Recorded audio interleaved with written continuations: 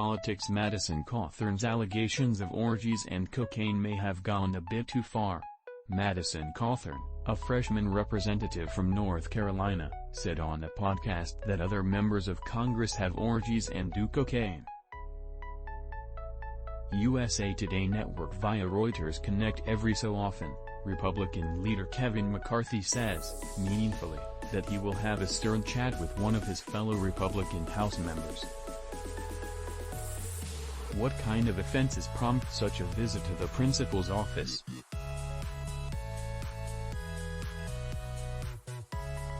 Since last year, the subjects have included Jewish space lasers, violent anime videos that were tweeted, appearances at white nationalist political conferences, comparisons of COVID rules to the Holocaust, and jokes about Muslim members of Congress being potential suicide bombers. This week, McCarthy has a fresh case to add to his chat docket, allegations from freshman North Carolina Representative Madison Cawthorn that certain unnamed members of Congress are doing coke and going to orgies. The remarks, which Cawthorn made on a podcast last week, have stirred up the QAnon wing of the party yet again, and Cawthorn's fellow Republicans are peeved that they're getting bugged about it.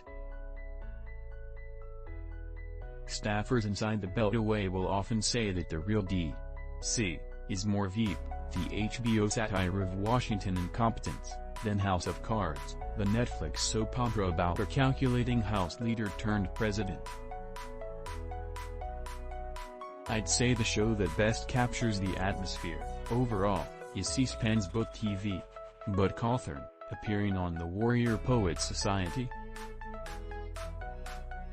podcast, said House of Cards' depiction of D.C.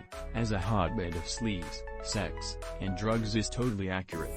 The sexual perversion that goes on in Washington, I mean, being kind of a young guy in Washington, where the average age is probably 60 or 70, Cawthorn said, and I look at all of these people.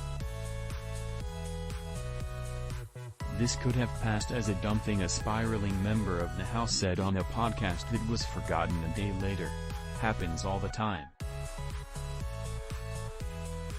But the allegation has spread enough that members, including GOP members, are getting asked about it by their constituents. That's when it becomes a problem.